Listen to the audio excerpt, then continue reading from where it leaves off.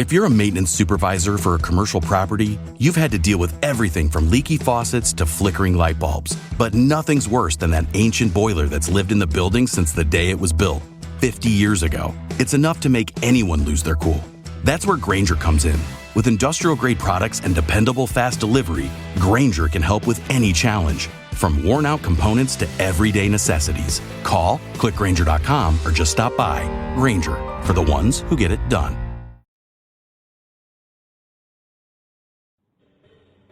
The best late-night conservative talk show in America, Sackheads Radio. And listen, there are no people better on the air to give you the best in conservative talk than Sackhead Sean and Sackhead Clint. And we're working on the immigration papers for a certain other guy who happens to work here, too. For those who are tuning in around the world to the best in late-night conservative talk, Sackheads Radio. Sack News. Sack News. Radio. Sack News. Sack News. Radio.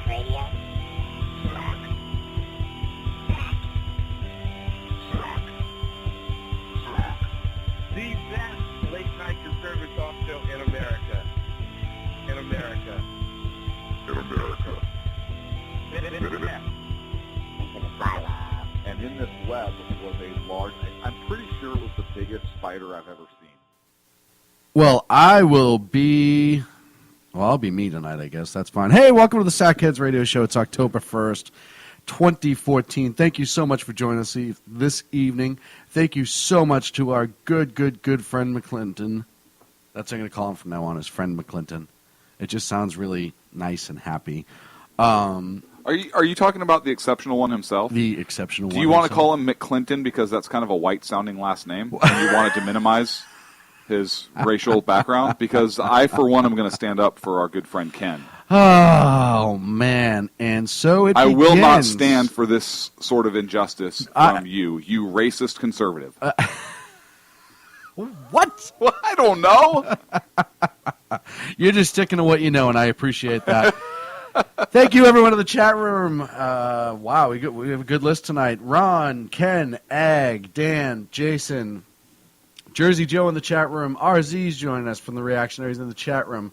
Sacco, some guy named Clint. That's awesome. Everyone's in the chat room this evening.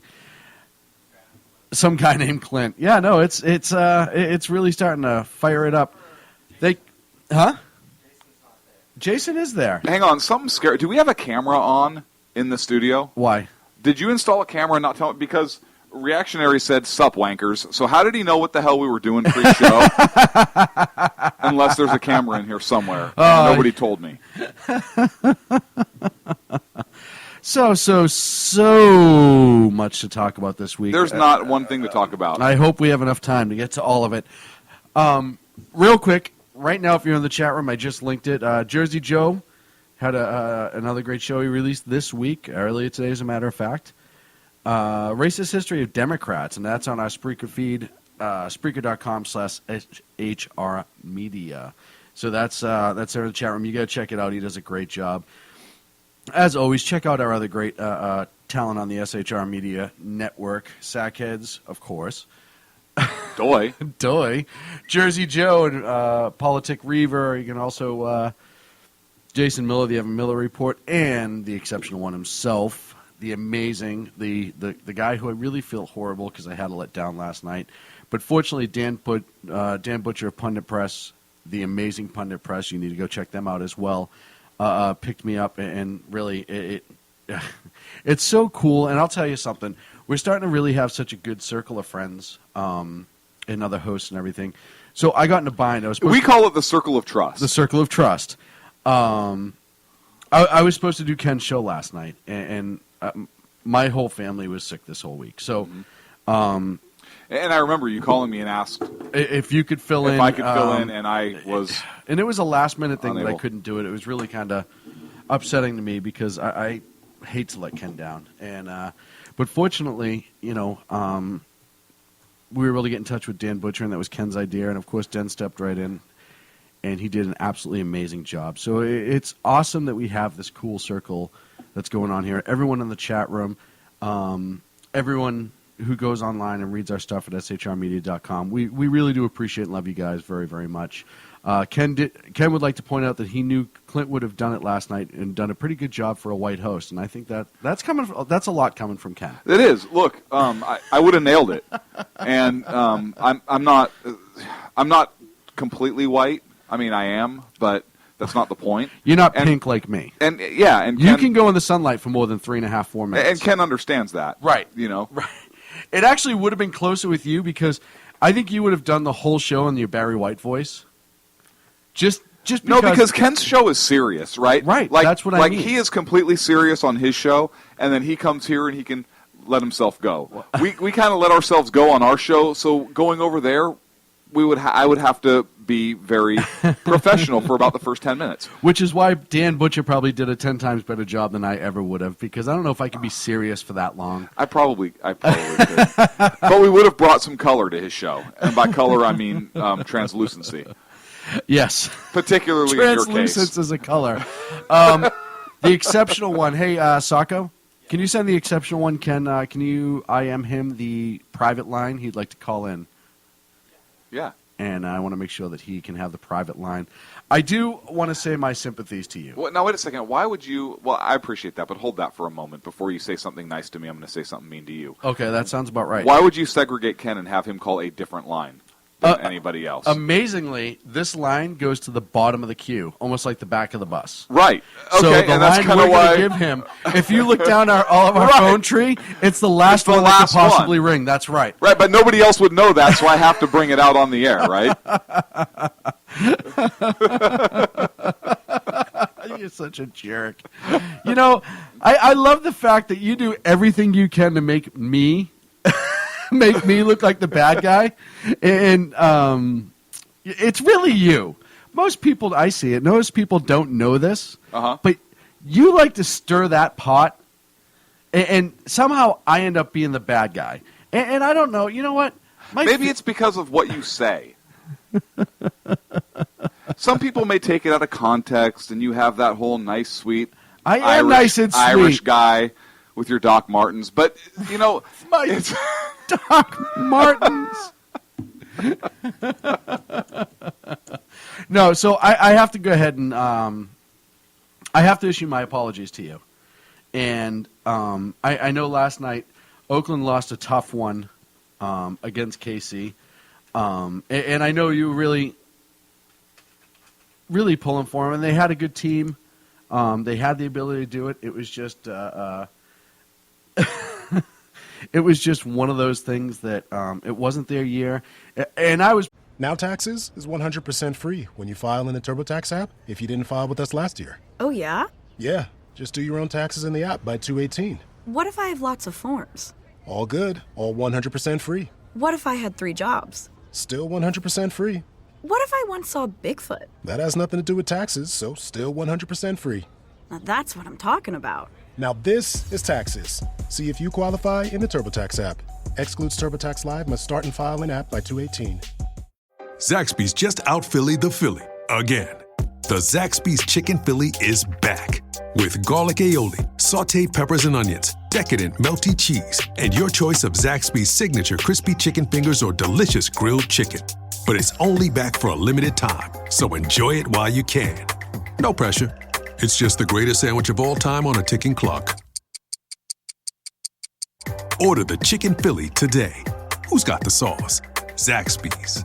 Pulling for you because obviously my team got knocked out a while back, and I do have to comment about something else after this. But so my condolences to you. I know you took that hard. The Athletics end of their season, they played great to the end, and they deserve to go further. But you know it is baseball, and one inning can change everything. So I appreciate that. I also want to. I no longer want to do this show. I lick my wounds. I also do want to point out that Derek Jeter did retire this past week. Played his last game in my hometown, Fenway Park. His last at bat was an RBI. He had the walk-off a couple days earlier in New York. Just, you know, as a Red Sox fan, this isn't even hard for me to say. Nothing but class out of Jeter. He played the game how you should play it. Mm-hmm. His off-field antics were just that, off-field. He never And I know I have a hard time wondering if, his antics, if any, would have come out more if he wasn't on the same team as A-Rod with all of his controversy. But either way, A-Rod did a wonderful thing for the sport of baseball for 20 years. He was a great ambassador to the game. He played the game right. He played the game hard. As a Red Sox fan, I have a ton of respect for Derek Jeter. I'm glad he went out the way he did. I'm glad he didn't, stretch or anything like that. He knew it was time. He was quoted as saying, I'm old for baseball, but I'm still a young man. So as one part of his life ended, a new part began. And I wish him the best. I truly do. He's a gentleman of the game, and the sport will absolutely miss him. And I have to give a shout out to the Boston fans here, because the Boston fans really enjoy, and you and I have talked about this before off air, they really enjoy baseball for the sake of baseball. Mm-hmm. And I actually think a lot of baseball fans are like that. I've been to Oakland Athletic games where they played, name your team. I remember one game specifically, the Yankees. And Yankees fans were there, and it was a very good game. And Oakland actually ended up winning it in the ninth with a two-run walk-off double. Yeah. And I think it was a double. It was a walk-off hit, and just the New York fans were high-fiving the Oakland fans. Great game. But Boston really took it to another level, because you folks are pretty fanatical about your teams. We are, and when it comes to Sox Yankees, for a lot of people don't realize is that that rivalry is pretty hardcore, and it can get ugly at times. I'm not going to lie. And so to see them cheer when Jeter actually had an RBI, yep, was really something. I mean, it really struck something for me. It does, and they chanted his name. And, like I said, I was sad to see him go. I don't think there's enough great ambassadors to the game and enough great ball players out there that, when you lose a guy like that, I think it's kind of hard. So, finally. I was killing all that time talking about that low Jeter. I kid. But Sacco, play the music. Sacco, I'm talking to you. Boys, look Thank you. down here. Hey, where are the white women at? Our good friend, the exceptional one himself, Ken McClinton, joins us live from Texas this evening. Sir, how are you? I am extremely well. Thank you all so much for allowing me to come on your wonderful program. Oh, no, he wants something.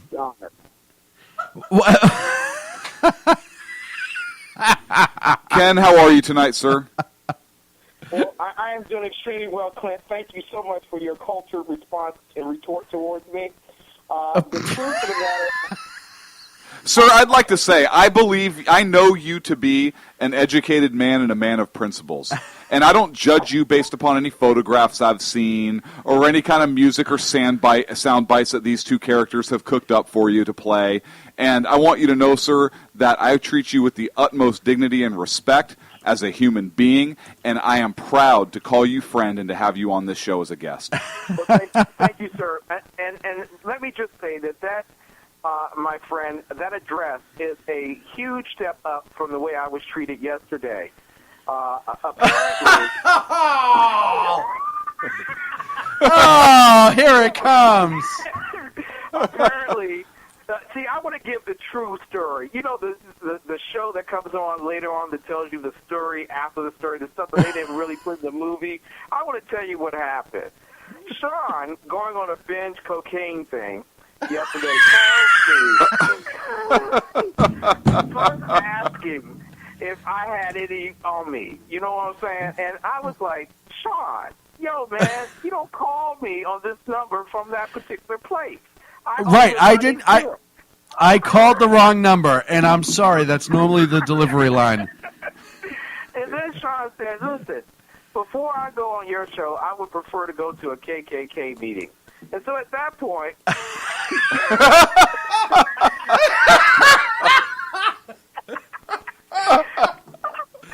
I just ironed my hood. You did. He said, dude, I know that you're in the air flying over Texas and everything, but, you're on your own. dropped in the it back of the plane. Well, and I had to, first of all, listen, I called Delta to make sure that your seat in the back of the plane was ready. So don't give me that. I wanted. Hey, hang on a second. I have to tell. You're the only guy who sits behind the rear lavatory. Ken, I have to tell the true story of how this went down. So Sean called me up and he said, "Listen, I'm going to be." I told Ken I'd host his show, and I'm going to sabotage it. A white guy is going to host his show. People aren't going to expect it. I'm going to turn his audience white, is I believe a direct quote. I'm not sure. I have to research that, but I think that sounds familiar. And what I told him is, Sean, you can't. Ken's been a friend of ours for a long time. He has an audience. You can't sabotage his show because you're afraid it's going to take over the network. And so he finally looked down and he said, you know, you're right. I have to have a heart. And then after I punched him in the jejunum, he realized he was unable to do the show, and it actually saved your show. That's kind of a little behind the scenes. Most people don't know. See, that's the stuff that people don't know. See, we have to go on and we have to present this picture of, Sean's just the greatest person on the face of the earth. He's just so humble and so modest and so caring and loving. He's just a pillar of society. But we should be letting the world know that Sean, okay, will ditch a brother in a heartbeat. Okay. First of all, it's a little bit more than a heartbeat, all right? I thought about it really hard. I want to thank you, Sean, and God bless you and your family. I hope that you all are well, in all sincerity. And we are now. Yeah, we're getting there, and it's at least it's not Ebola. That's all I can say. But you don't know. No, we're okay now. Yes, sir. Sir. Notice his reply back to me. Oh, we're okay now. Right. Like he was afraid he'd get some kind of different illness from a different race by being on your show or something. I know what he meant, Ken. I read between those lines too. Oh, hey Ken, and I'm getting breaking news actually from Jersey Joe. The consulate source is saying while you're on the line with us, U.S. Marine Sergeant Andrew Tumoresi to be released tonight or tomorrow. From Mexico, and that's just coming over the wire. Actually, Jason, I know you're listening. If you could start following up on that for us, please. Try to get some more info, see if we can confirm the source. That's huge that news. Should excite our illegal alien voters this year. So, yeah. Yeah. Okay, you give us one Marine sergeant, and we'll allow 1 million people to come across our border and won't say anything. But only the ones with Ebola. Right. Right, or terrorist ties, but we'll get into that later. Gentlemen, you all have a supreme show, and I thank you all for allowing me on it. And I really, Sean, from the bottom of my heart, I really appreciate the fact that you troubled yourself with my concern. Hey, it's never a trouble, my friend. Your concern was far greater than mine, and God bless you, sir. I hope that you get better, your family gets better. Thank you. And you stop going to the rallies. Free Sacco! Good night, Free Sacco, good night. Good night, Ken. Thank you, sir. The exceptional one live in Texas, Ken McClinton. Oh, man, thank you so much. So Jason's following up on that, and hopefully he can get us some more information, maybe by his Miller time at 9 o'clock here on the news break. We do have to move on, and our sources are working on it. So much has happened with the Secret Service this week, and I know that we allotted more time for that. But when the exceptional one calls, you answer. No, absolutely. There was, and when he said you answer, he was pointing at Sacco, just so everybody knows. That was an order.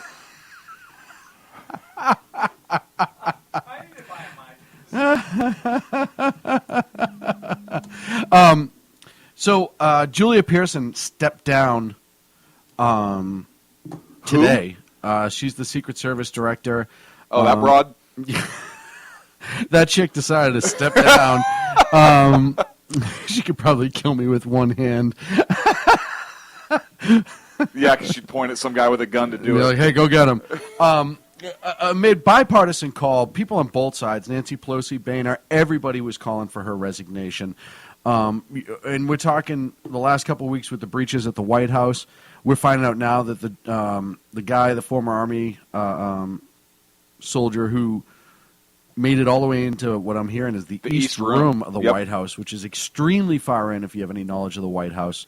It's on the complete opposite side of the West Room. Right.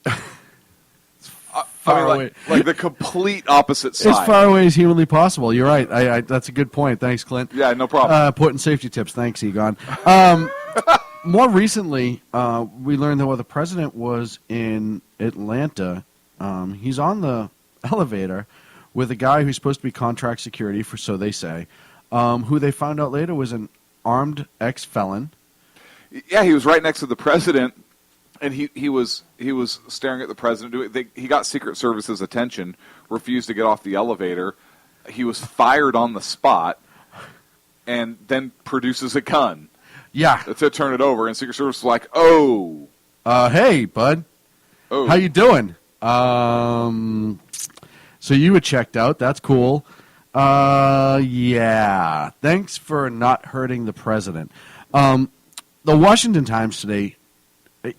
All of this is insane, first of all. The fact that our commander-in-chief, whether you like or dislike him, our commander-in-chief has been put at risk several times by the Secret Service and their lack of ability. And there's a bunch of different, not the agent's abilities, but their planning ability and their protocols ability. There's been a lot of talk that they've lessened a lot of the decision-making by the Secret Service. They've taken some of the safety decisions out of that, so the president seems more accessible, et cetera, et cetera. So it's not, I know there was some concern a couple years ago at the White House that the amount of security was so overbearing that people didn't feel that they were free to go into the White House, and which obviously is where the president lives. It's a symbol of our nation. But now, it's kind of gone too far. And there's been the humongous faults and issues. And again, we were lucky that this president, or any president for that matter, when they're put in a really bad situation like that, did not get hurt or worse. And I have to defend the Secret Service just a little bit. I'm going to say just a little bit. I know that the president's staff has a fair amount of pull with Secret Service when you're talking about a protection detail and so forth, right? Like, the detail would love to put him, I'm sure, in an armored vehicle and drive him from place to place in that and keep him under a cover and offload him in tents and do all these things. But that's not the reality. And when you have folks that are basically politicians or people that are part of the president's staff dictating security protocols so that the president can seem more accessible, or maybe they don't like the security folks for whatever reason. They don't like cops. I don't know. But when you let go certain protocols that have been in place, long established, proven protocols, because a civilian staff or a staff of basically just the president's henchmen, so for lack of a better term, when his minions say don't do this, that's problematic, and it does put them in a difficult position. But I don't know, and again, I don't know, but I'm guessing that there were some in leadership that maybe didn't stand up. Pretty unforgiving when you let somebody in an elevator right next to the president with a gun. Yeah, and the Washington Times, being the liberal juggernaut that they are, right, wrong, or indifferent, they pushed out today an op-ed, I forget the guy's name, but talking about how all of a sudden the conservatives are concerned about the president's well-being. And we've said on this show, and I think 99.9% of conservatives would agree, it doesn't matter who the president is. His well-being needs to be safeguarded. Absolutely. For a multitude of reasons. Absolutely. And it's not a partisan. Listen, we've said before, I don't want to see anything happen to the man or his family. just like I wouldn't any president. It goes beyond. It goes beyond the person. It goes to the office and the symbolism that it is. Never mind the destruction of really the morale of the nation. If he or anyone else was harmed, so that scares me. Look, he's the president of the United States. And we disagree with him on a lot of things, but he still is the president of the United States. And I do want to see him safe for his position, if for nothing else. I mean, any president we don't wish any kind of harm come to. But here's the thing, and here's what led me to believe that maybe this is a little bit more than just Secret Service's fault. I'm talking all the problems in general with Secret Service.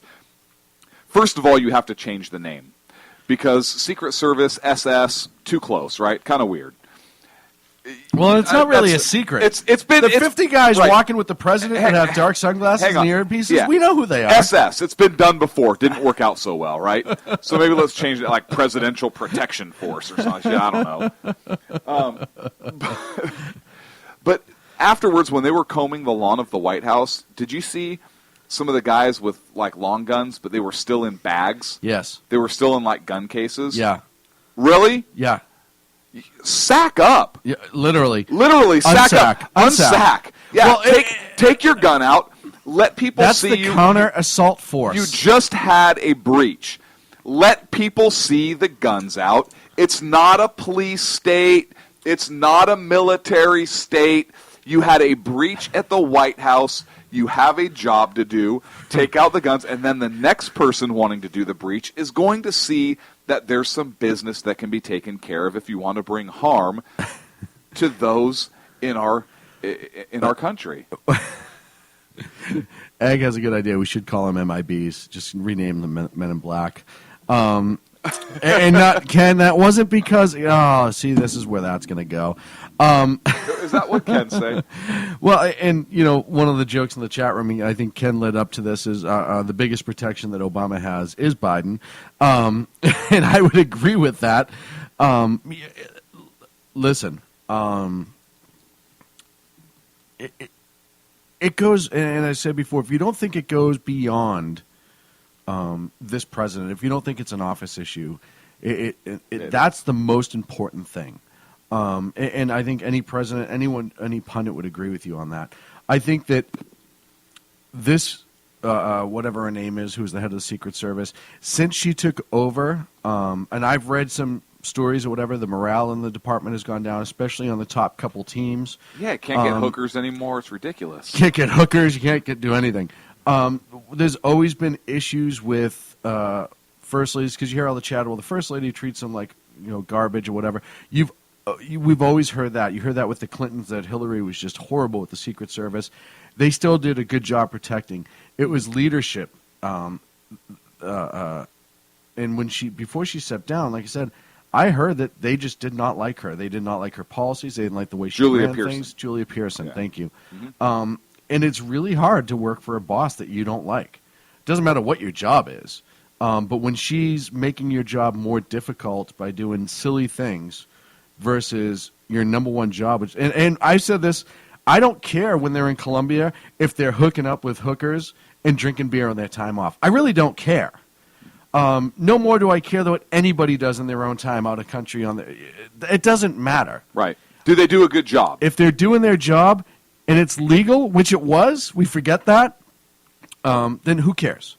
So, more is going to come out of this. I think you're going to see some big changes because whoever's going to step in is really going to, I'd like to get Dan Bongino on the show and have him talk about this. And I don't know if he will talk about it. I'm sure he has. Former Secret Service agent, former New York cop, all-around good guy.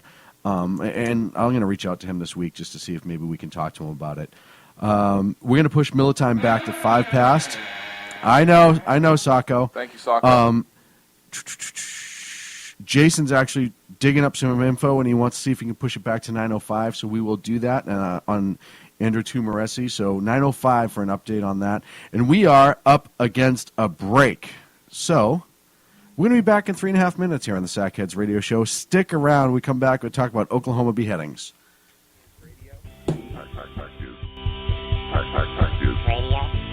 Fact is. Conservative media done right. You're listening to the SHR Media Network. How you doing? John Grant here. When I'm not slaving over a hot microphone on the 405radio.com Saturdays at 10 a.m. Eastern, I check out Sean and Clint here at Sackheads Radio. We all appreciate the best political bloggers, writers, and commentators. We either get them on our shows or we make fun of them, as it should be. So check us out live Saturdays at 10 a.m. Eastern or forever on the podcasts on the 405radio.com. This is Tammy Jackson, inviting you to join me on the Tammy Jackson Show every Tuesday night at 7 p.m. Pacific on the 405radio.com. Put down that remote and tune into the show that covers politics, guns and the Second Amendment, religious liberty, sanctity of life, the military, and more. I host newsworthy guests and work hard to be a conservative radio show that's not like all the others. So save Tuesday nights at 7 p.m. Pacific for me, Tammy Jackson, on the 405media.com.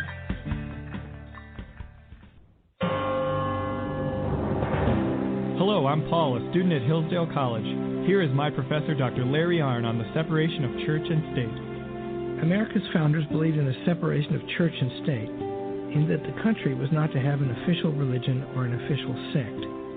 But that did not mean that government was to be hostile to religion, or even indifferent to religion, as many today argue. In fact, America's founding document, the Declaration of Independence, includes both a reference to God as the author of the laws of nature and a confident assertion that human beings are endowed by their Creator with certain inalienable rights. Far from being hostile or indifferent to religion, America's founders understood the theology of the Declaration to be an essential part of the education of citizens. This Constitution Minute was brought to you by Hillsdale College.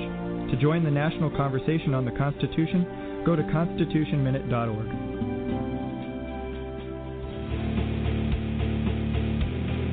Hi, this is Rooster from Outcry Radio. Catch me here on Blog Talk Radio every Saturday night at 11 p.m. Eastern Standard Time, or follow my blog. Now, back to the Sackheads. Conservative media done right. You're listening to the SHR Media Network. Here's radio. Fact is.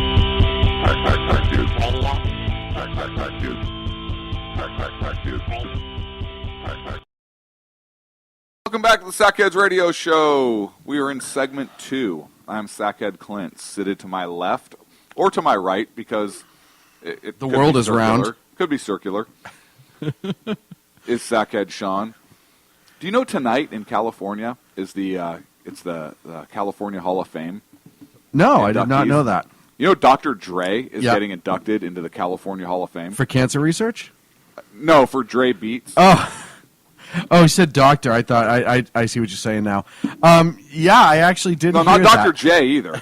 Dr. J. I think they ran out of people to induct. Oh, you made headphones. Yeah. Yay! Okay. I think we're next. Oh, you Kevin Radio Network and actually pay the state fees here. Dude, you know what? Because you can nominate people for that, I'm going to nominate us. Okay. I'm going to nominate us. The California Museum, I want to nominate us for next year. And I'll post a link for everyone who can sign up and push for us. That would be awesome. And that would be great for service to America. Above and beyond the call of awesomeness. Laziness. No, awesomeness. Come on, you got to play it up. So in Oklahoma. Real quick, what? Giants, for you baseball fans, the Giants will play the Nationals this weekend. They did win the wild card tonight, 8-0 against the Pirates. What? I don't want to talk anymore. I was in a good mood. You bring baseball up. Now I don't want to talk anymore.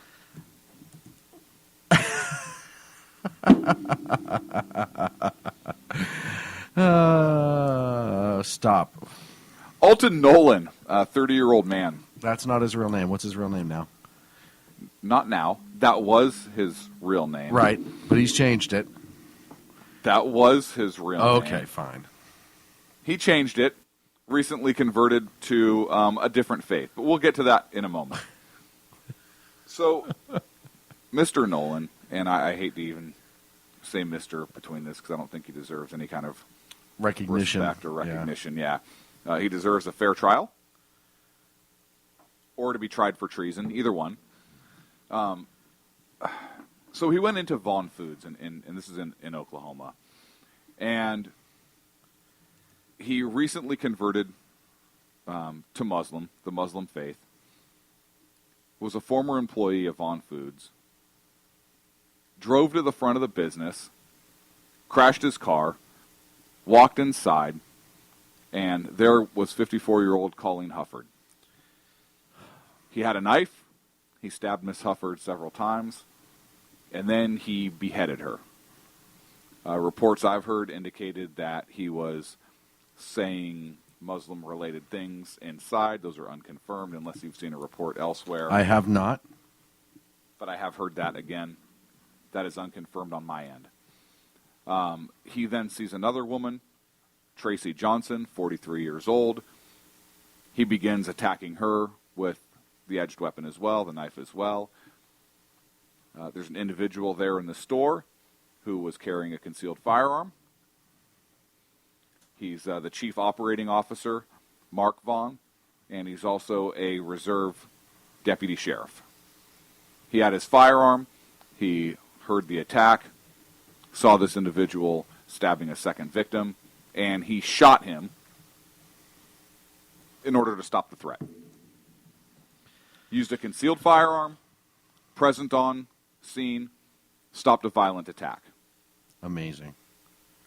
It's just amazing. Very, very sad story. And you look at the suspect, and he was raised in a Christian family, but he converted to Muslim. And the interesting thing is, it looks like he did it.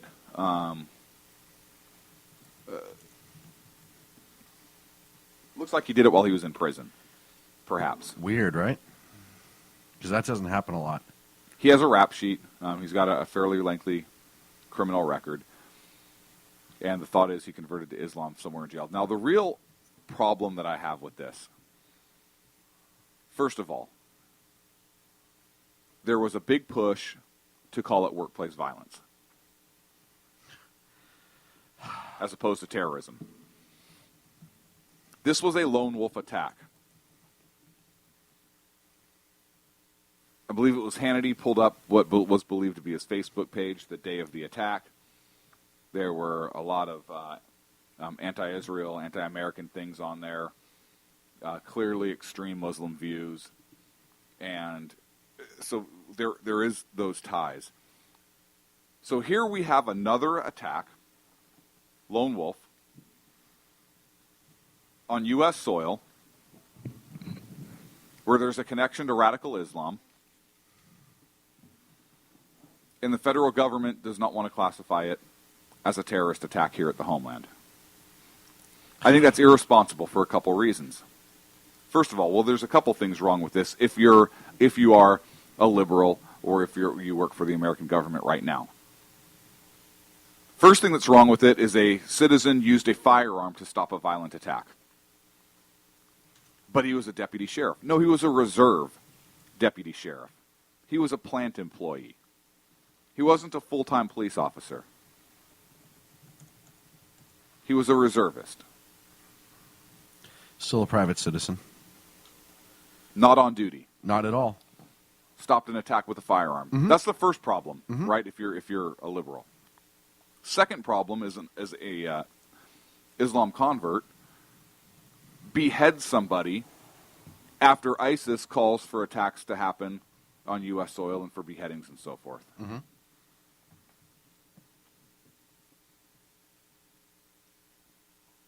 By failing to classify it for what it is, by failing to recognize that an armed citizen, an armed person stopped a violent attack, and by failing to call it terror, are they not setting people up for additional attacks? Are they not lulling them into a false sense of security? Oh, it's workplace violence. We have workplace violence training, right? Right. Do you really need workplace violence training to say don't cut the head off of somebody? No, we don't. We don't. And I don't mean to laugh at this. I mean, I'm kind of being, I'm showing the absurd by being absurd, right? Right. We don't need that kind of training. This is basically an active killer attack. Absolutely. Right? Random systematic violence. He was actively engaged in causing death or serious bodily injury. It was not contained. He had access to additional victims. Probably would have continued his violence if he was not stopped by an armed person who wanted to put an end to his violent actions. Why are we not bringing attention to this? The same reason why Fort Hood wasn't. Look, I get it, but this is in an American business, in a town in Oklahoma. The American people should be aware. Mm-hmm. Listen, there are lone wolf people out there that want to conduct these types of attacks. Call it terrorism. Don't call it workplace violence. Call it terrorism so people wake up. Right. And actually pay attention and not just down this as one person.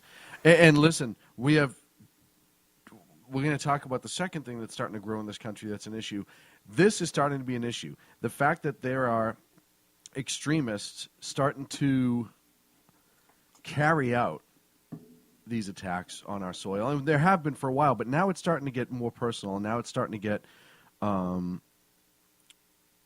more raw. You know, it's gone away from, and I hate to say it, but bombings to a point are faceless. Even if it's a suicide bombing, when you're starting to shoot somebody, it's a little more personal. Now we're getting these raw, cutting the heads off, everything that's inciting everybody about ISIS, all the things that are scary, and it's happening in our homeland, if you will, in the baby mama land. And it's only going to continue. Listen, I've already heard people defend it. Well, you know, he's not necessarily a member of ISIS, and we can't confirm that, and you don't know that. He's just some lunatic that just did something that was horrible, blah, blah, blah, blah, blah. No. If you read his Facebook, that we believe is his Facebook, he is supporting ISIS and Al-Qaeda. He is supporting the attack on America. He is going on and on and on. He is a true believer in their cause. Now, whether or not he is a card-carrying member, if you will, or if he is just a lone wolf, and we had a conversation about lone wolf a couple weeks ago. No, he had a mosque that he was actually a member of. Right. But what I'm saying is as far as where his reason to attack came from. If it was a personal, I'm just mad, or if he's following all the calls from all the Muslim extremists who've saying attack on, you know. Right, but we paint a picture, right? And if he was just pissed off at the business, why would he use an edged weapon? Right. Saying Muslim. Why would he just start it on fire? Why he went in there and then actively beheaded somebody, and then attacked a second woman with an edged weapon, and would only assume was going to do the same thing when we know that's the protocol. Look, you paint the picture. You have somebody, recent Islam convert, extremist, I think he's an extremist, that now commits violence, beheads somebody on American soil. Whether they were a card-carrying member of ISIS or not, it doesn't matter. Right. It was a lone wolf carrying out a terrorist attack on U.S. Which has been soil, called upon. which has been called for. You're not going to have any specific ties to that group, which is why it's lone wolf. Let's call it what it is. Scary as hell. Another example as to why we need to fear the extremism that's starting to come over here. Another show and proof of why we need to allow our citizens to be able to arm themselves appropriately and sidestep all these ridiculous laws. You know, this is a tale of many stories that kind of loop up into this one big story. If this was in California, a majority of California, you may not have had that armed citizen there who confronted him, because a lot of places in California are safe zones and blah, blah, blah, gun-free zones and blah, blah, blah, blah, blah. New York City, same thing. If this happened in New York City, you wouldn't have a person there with a firearm who would have stopped it. And who knows how many more people he would have killed. And that's the point. Look, if the left, I honestly believe the left is so scared of this. Oh, they're petrified. Because, again, you have a terrorist attack stopped by an armed person, an armed citizen. Mm-hmm. And, look, if I'm president of the United States, this is going to be played in my campaign 2015. 2015 you're running. 2015? You're running 2015. You're getting out ahead of it. Okay. So, look, We're at war. We are at war with terrorism. We are at war, I would say, with ISIS, ISIL, whatever the hell you want to call it. Yeah, it doesn't Same matter. thing. Right. We're at war. I call on the American citizen to arm themselves. It is a national security issue. Absolutely.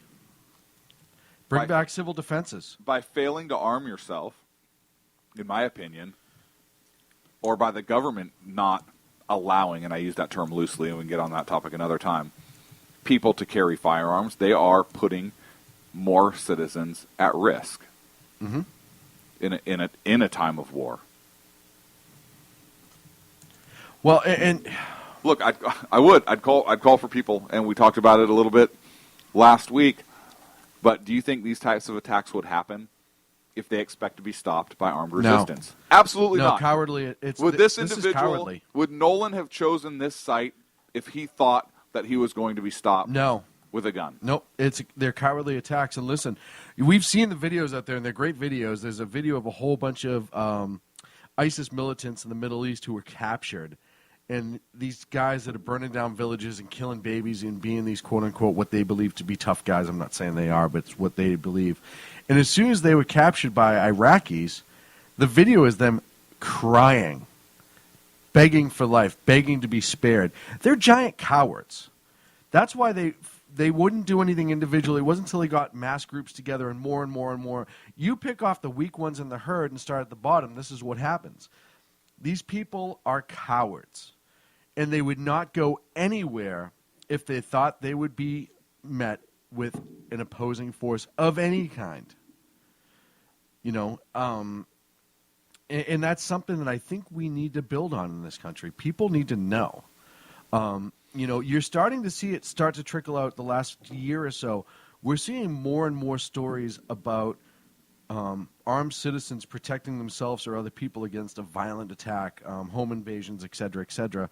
And it's something that we, as now the mainstream media and not the lamestream media, need to report more on.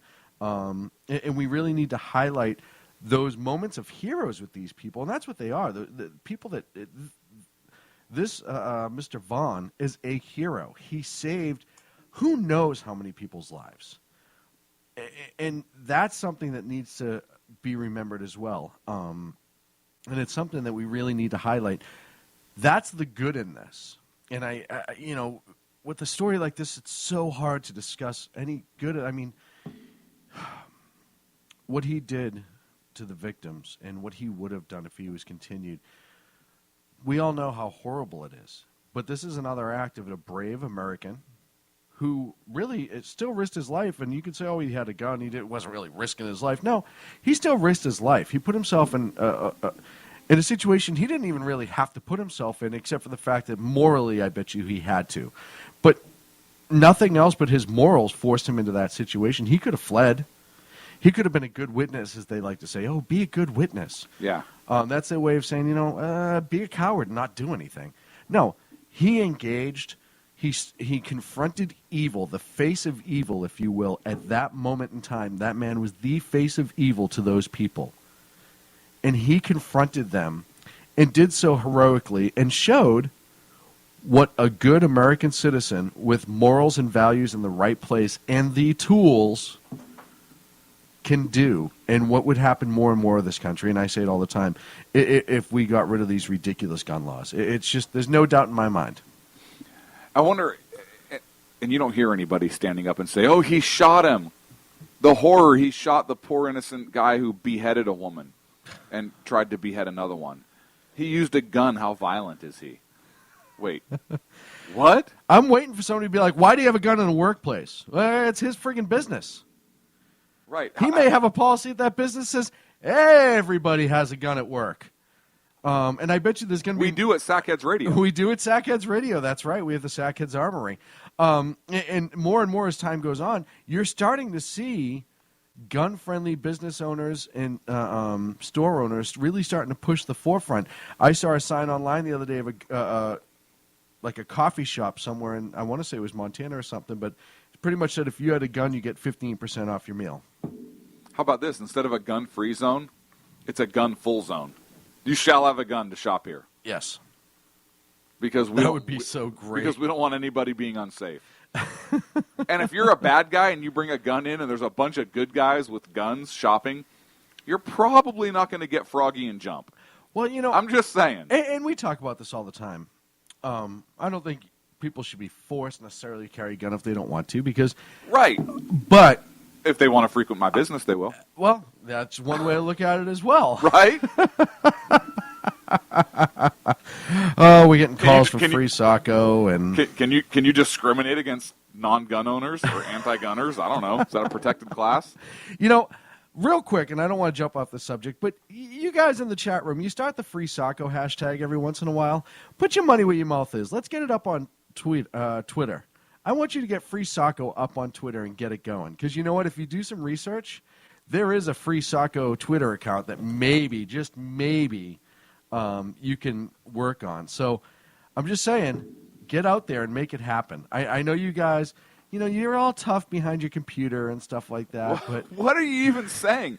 Why are you calling out our friends in the chat room? I'm just saying. So I want to talk a little bit about this radicalization in prisons. Mm-hmm. Oh yeah, and this is a major problem. There was a law enforcement bulletin that came out in 2010, I believe, about prisoner radicalization. And it talks about how prisoners are being converted to radical Islam. Mm-hmm. And I know I've read in the past that a lot of people convert initially for the protection, where they think they're going to be safer if somebody is, you know, if they convert. If you're part of a group. If you're part of the group. That's amazingly the same reason why those people can attack and kill people in a group, but individually they're cowards. And I have a friend that works in the prison systems. He's a guard, and he and I were talking about this, and he said you wouldn't believe the increase since I've started of people who have started to convert. And it's been going on for a long time, all the way back to the 60s and probably beyond, but there's really now, he said it's crazy. People just convert immediately as soon as they come in. It's that safe place to be. What happens is like this guy in Oklahoma, they come out and they go to a mosque, and you know there's talk that mosque radicalized him. There's talk that mosque had contact with the guys, the Sarnoff brothers, the Boston Marathon bombers, that the imam for the Sarnoff brothers also had contact with this guy. So it can be like a cancer when it starts to spread. And it's something that we definitely have to keep eyes on. So here's our call for action, right? If I'm getting this okay. Our call for action: declare war on ISIS. Yes. ISIL. Full-blown war. Full-blown war. Yes. Call for Americans to be armed, because it is in fact a national security issue, and these gun laws put into place by several states that are very, very restrictive are restricting a guaranteed right under the Constitution. Therefore, Congress can enact a law saying that the United States is a right-to-carry country and nullifying state laws, and they have the power to do so. So arming our private citizens. So essentially just restore the Second Amendment at the end of the day. Yeah, basically declare war and arm our citizenry so we can defend ourselves from terrorists here in the homeland. Yeah, and close the borders so that we can keep them from getting in, and we'll get into a little bit of that. Yeah, no kidding. No, and you know what? Did I pretty much sum that up? I think you summed it up pretty well. Listen, we've talked about what happens when you declare war on ISIS. Pardon me. You get Congress to declare war on the president. It opens up really a lot for the president to be able to do. There's a lot of talk now of people saying, hey, you know what? We're not going to be able to just stop ISIS without putting boots on the ground. And that's coming from some senior officials. I know, and I'm not jumping ahead, but there's a lot more that we can do to expand this fight against this extremism, home and abroad.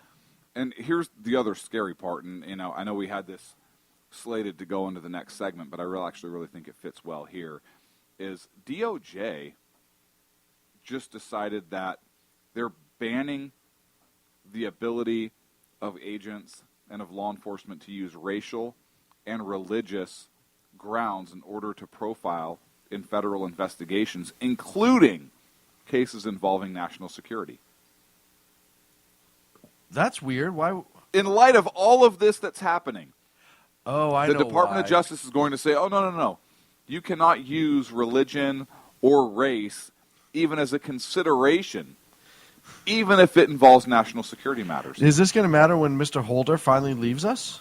Yeah, he announced the policy change. God. Or he's going to announce the policy He's change. essentially doing like when the president's about to get out and he starts doing all these clemency granting. Is that what he's just going to start doing? He's just going to do all these ridiculous policy changes to even further destroy this country on his way out the door. This is just horrible. It's going to completely destroy their ability to monitor specific religious groups, to conduct surveillance on certain mosques. That started when when it found out that the NYPD was keeping tabs on mosques because of radicalization problems, and they were worried about that. So the NYPD had a special unit that was specifically keeping tabs on certain mosques because they've been known to have radicalized people, or visits from radicalized people, or contact with radicalized people, and people blew it out of proportion. They made it seem like the NYPD was standing there like Spetsnaz, if you will, standing over them. So you can't pray. No. They were just keeping track of the people that are probably coming out of there trying to kill us. And if you live in New York, you're okay with that, especially because you've been attacked a few times. You know, not just 9/11, but there was Trade Center bombings. There was the idiot in Times Square a couple years ago that if he was competent, who knows how much damage he would have done. I'm sure somebody knows. They've done the math, but et cetera, et cetera. So the NYPD, I think, in that regard, takes seriously what the Department of Justice doesn't. You know, and we've seen this slowly build. The Fort Hood shooter was a big one. We've seen this slowly build. Fort Hood number one. Fort Hood number one. We have to get the word Muslim out of the bad part of this. We can't have this be a Muslim issue. This can't be terrorism in our homeland. And if we change the definition of some things, then we can change what the application is for.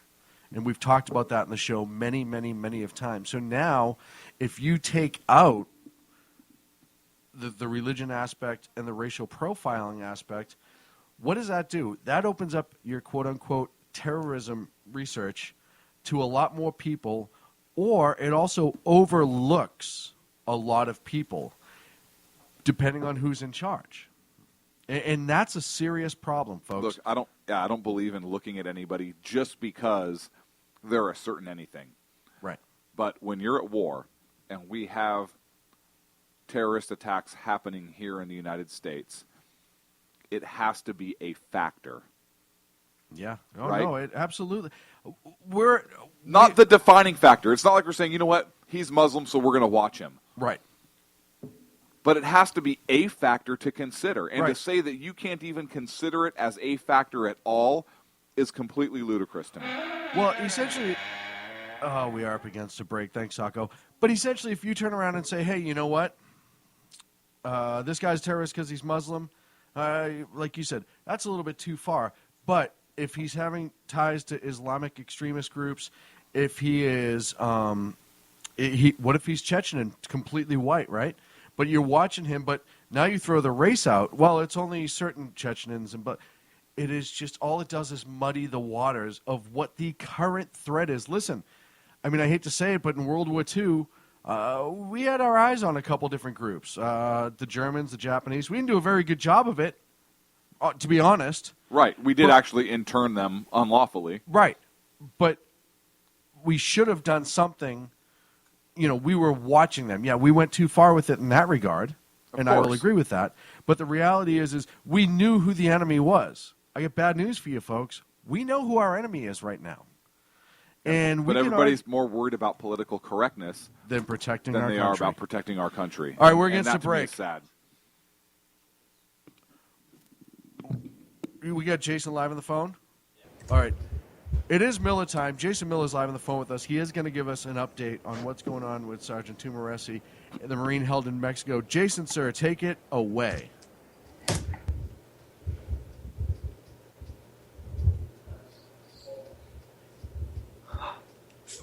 Thank you, gentlemen. Jason Miller, live from the SHR Media Newsroom.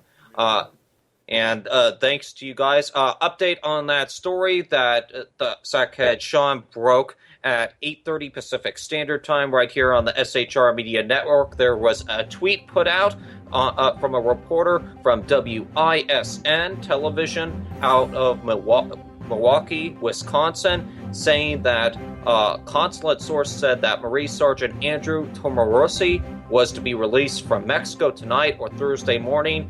At this point, we are looking at our sources, and according to Dan Butcher, the editor-in-chief over at Pundit Press, he is saying that Motel Williams, who is close with the family, is saying that this story is not true at this point, and the mother has confirmed that she has not heard anything saying that her son will be released at this point. I myself have talked to WISN over in Milwaukee, Wisconsin, and asked to interview the reporter. Their reporter is currently doing their 11 o'clock newscast at the time that I spoke with their assignment desk, and am awaiting a call back to see what his source is on this, if this is true. So at this point, this story is unconfirmed. I'm leaving it in the unconfirmed file, and of course we'll give you an update on that as soon as possible. All right, folks, moving on to some of the other news of the day today. Turkish President Recep Tayyip Erdogan pressed the West on Wednesday to find a long-term solution to the crisis in Syria and Iraq, saying dropping tons of bombs on Islamic State militants would only provide temporary respite. Erdogan has pushed for the ousting of President Bashar al-Assad in Syria due to the crisis and settled the conflict, and said the international action had to go well beyond airstrikes. He said, quote, dropping tons of bombs from the air is only the temporary solution and only delays the threats and the danger. Moving on to China tonight, Chinese Foreign Minister Wang Yi responded on Wednesday to comments by the United States and others on pro-democracy protests in Hong Kong, saying foreign countries should not meddle in China's domestic affairs. Wang, the most senior Chinese official to speak publicly about the protests, said Beijing had very formally and clearly stated its position. Hong Kong affairs are China's internal affairs. All countries should respect China's sovereignty. Moving on to Russia tonight, where an international incident is fuming right now after a long-running U.S.-funded student exchange program accusing organizers of letting a teenager stay behind in the United States in the care of a gay couple. Moscow's decision to pull the plug on the largest Russian-U.S. high school exchange program comes amid a showdown with the United States over Ukraine, which has also seen President Putin of that country try to curb the spread of Western values. He said the teenager had stayed behind in the United States, according to Pavel Astov, Russia's child ombudsman. Russia does not recognize same-sex marriages and has banned adoptions from countries that legally allow same-sex unions. An Austin, Texas girl abducted 12 years ago has been found in Mexico, according to law enforcement sources. The girl, Sabrina Allen, was located with her mother in the town south of Mexico City by Texas-based rescue team that included state and federal agents from the FBI, U.S. Marshal's Office, and Mexican police. Officials arrested the girl's 44-year-old mother, Darren LaRose, and charged her with aggravated kidnapping. Both LaRose and her daughter were transported back to the United States. Back in April 21st, 2002, Sabrina was reported missing by her father, Greg Allen, after LaRose, his estranged wife, failed to drop Sabrina, then 4, at his home in 2000. Allen had been given custody of Sabrina. Investigators say Lorenz fled to Mexico because Allen was about to get sole custody of Sabrina. Lorenz spent the next 12 years on the run, changing names and Sabrina's hair color numerous times in order to avoid capture. According to a missing persons notice, Lorenz and Sabrina were spotted in Mexico City in June 2003 using the names Blanca Aran Fabla Ari and Ebra Fabia Uribe, respectively, but eluded authorities. There had been a $20,000 reward for Sabrina's safe return. Moving on to SHR Sport now. Tonight was the NL wildcard game with the San Francisco Giants playing at PNC Park in Pittsburgh against the Pirates, but it didn't pack the same punch as last night's AL wildcard game. but the San Francisco Giants were happy to avoid the drama thanks to Madison Bumgarner's masterful complete game performance and Brandon Crawford's fourth-inning grand slam. They cruised past the Pittsburgh Pirates, winning 8-0, advancing to the NLDS against the Washington Nationals. Brandon Crawford not only provided the game's biggest hits with his grand slam, he made MLB history. According to multiple outlets, his grand slam was the first ever hit by a shortstop during the postseason. The Giants now advance to play the Washington Nationals in the NLDS Game 1 is set for Friday in Washington with a 3:07 Eastern Time first pitch. That's pitch, not the other word. No starting pitchers have yet been announced. From the SHR Media Newsroom, I'm Jason Miller, and as I will say in the playoffs for this week and this week only, go Halos! Back to you in Sacramento. Radio.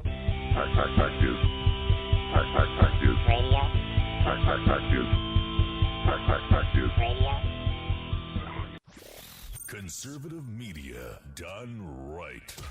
You're listening to the SHR Media Network. How you doing? John Grant here. When I'm not slaving over a hot microphone on the 405radio.com Saturdays at 10 a.m. Eastern, I check out Sean and Clint here at Sackheads Radio. We all appreciate the best political bloggers, writers, and commentators.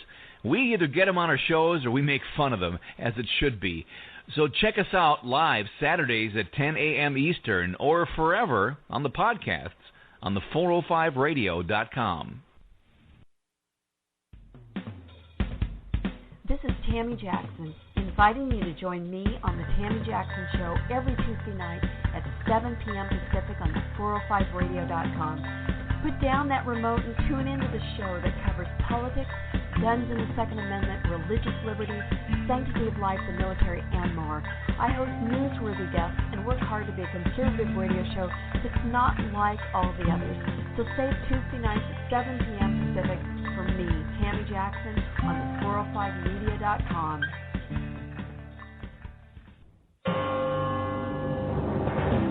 Hello, I'm Paul, a student at Hillsdale College. Here is my professor, Dr. Larry Arnn, on the separation of church and state. America's founders believed in the separation of church and state, in that the country was not to have an official religion or an official sect. But that did not mean that government was to be hostile to religion, or even indifferent to religion, as many today argue. In fact, America's founding document, the Declaration of Independence, includes both a reference to God as the author of the laws of nature and a confident assertion that human beings are endowed by their Creator with certain inalienable rights. Far from being hostile or indifferent to religion, America's founders understood the theology of the Declaration to be an essential part of the education of citizens. This Constitution Minute was brought to you by Hillsdale College. To join the national conversation on the Constitution, go to constitutionminute.org.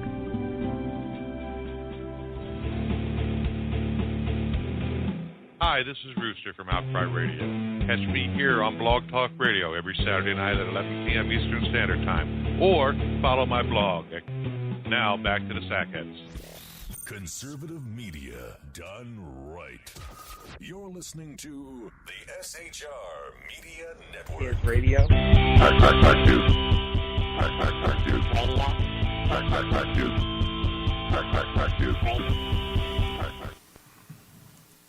And welcome back here to the Sackheads Radio Show. Thank you so much for joining us this evening.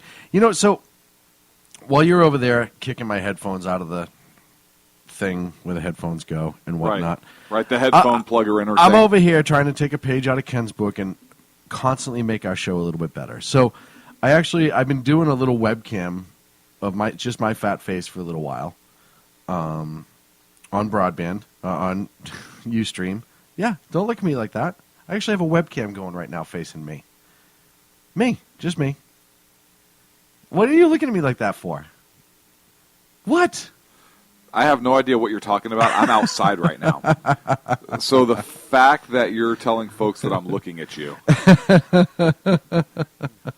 Do you really have a webcam? I really have a webcam going on Ustream. Just wanted to try it out. Ken tried it out. And Ken's doing a great job. I just want to see what it was like. I just want to see what my fat face looked like. I don't have a face for television. I can tell that just by looking at myself right now. You have a face for radio. I do have a face for radio.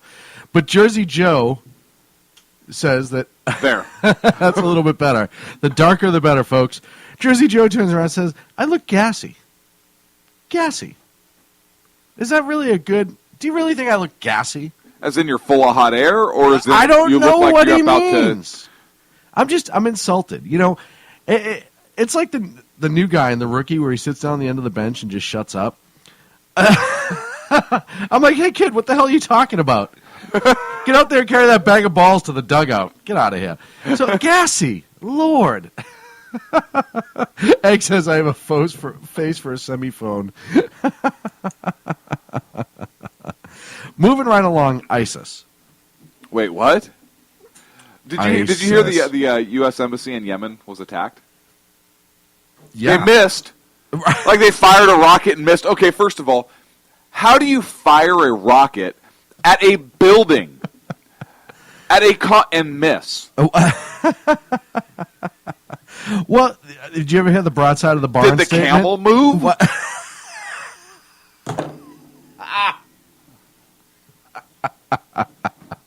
I don't. I'm asking. I don't know. La la la la la. Whoa, boy. Whoa, I mean, whoa. Well, he normally doesn't get mad when the rocket pre-fires. I don't know what's going on. Damn it, he pulled the trigger. Oh, man. Jason's giving me an update real quick on Andrew Tumoresi. Congressman Matt Salmon.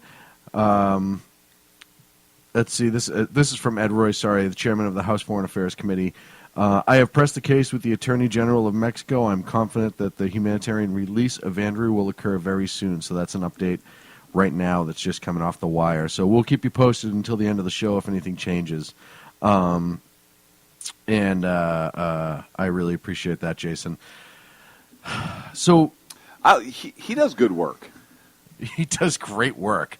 I mean, we seriously put that on 30 minutes ago, and he's he calling back. He does great work. Back channel reports, and he's just getting stuff done. We'd love to have him check him out here on the Evan Miller Report, 5 p.m. Pacific, Monday through Friday. Yeah, I don't know how you miss an entire embassy. I don't know. I can't even imagine. Like how do you miss a get shed? In the ballpark. Right. Right? I mean, I'm not saying I fired 1 million RPGs. I will not attest to that. But what I will say is, if I'm You're not saying that, but it could have happened. It could have happened at some point in my life. If I'm a militant, I'm probably going to take a couple practice shots before I go for the big leagues. You know what I'm saying? Even if it's the Nerf bazooka, right?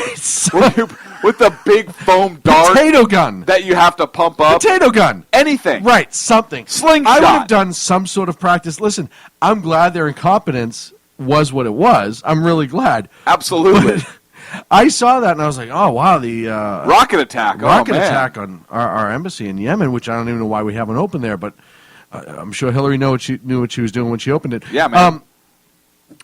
And then I watched and I was like, wait, the rockets they didn't even hit it? That's not really like a rocket attack as much as an attack around the base. Maybe they were shooting at a bird. What if they meant to miss? I'm just saying. Well, that's what they're going to say. What if they meant to miss? It was a shot across They're the like, bow. actually, we hate juniper bushes, small lizards, which we hit a bunch of with the second rocket, and the guy named Sam, who's the groundskeeper for the building that was driving away in his car, we got him. We had those three things. We have nothing against the Americans in general. Right. That's going to be their downplay. Oh, man. Thank God for incompetence. I am telling you. Egg says that rocket's called microaggression. I think it's lack of aggression. And I would keep shooting. I mean, unless they ran out. Maybe they ran out of rockets. They but I keep one. going. They brought one. Can you imagine the setup? Right. Yeah, give me another rocket. Only brought one. Wait, what? One? Why would you bring one? I didn't think you'd miss. Well, there's windage. The sun was in my eyes. The most we've done like this is with the catapult behind the house with eggs. We may need more than one. What happened? I thought you needed one. Oh, man. All right, warm up the camel. We got to go home and get the rest. I can't. Oh, I am so glad. I gave him to Muhammad to smuggle across the Mexican border into the U.S. for a lone wolf attack. Traded them for some naan. Right. Oh, great. So what do we have? I have this flaming bag of poo. We could try that. I thought we'd doorbell ditch them because I hate that. That drives them crazy. They have to go through all the gates and the doors and all that stuff. As a matter of fact, they curse their God when they say it. You hear them say, "God damn it." It's hilarious. We can actually get them to blaspheme. And if none of that works, I get a whole bag full of TP. I'm just saying we do the walls. Okay, and hang it's on. black toilet paper, so they'll know who did it. First of all, if somebody had the testicular fortitude to teepee a U.S. embassy in black toilet paper, that would actually be funny.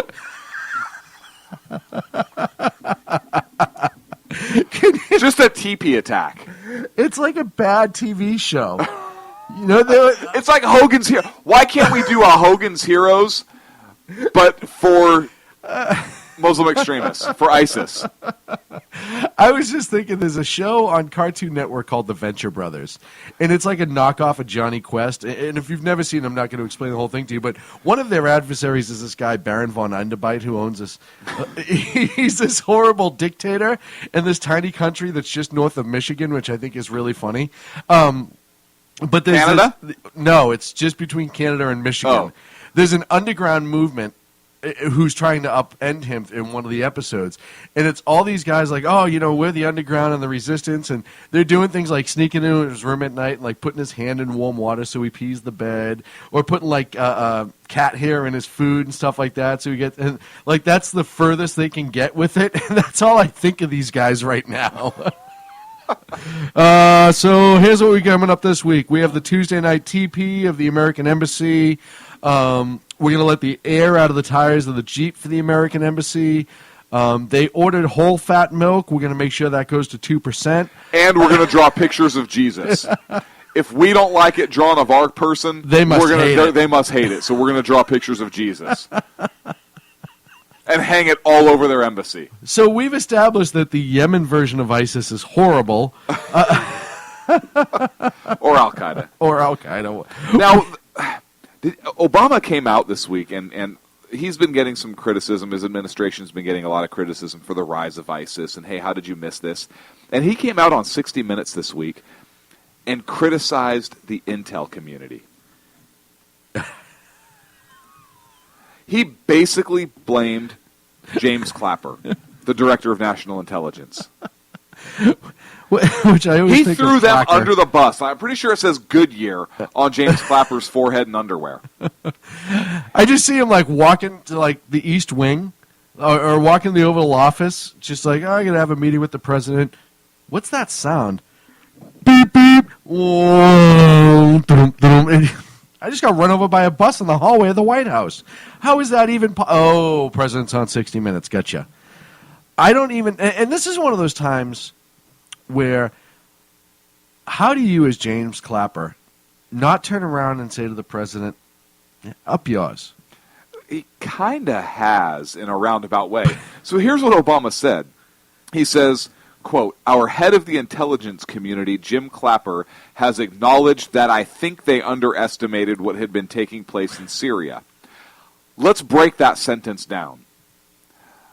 Our head of the intelligence community, Jim Clapper. Pretty straightforward, right? Very straight. Has acknowledged. Yes. Okay, James Clapper acknowledged something.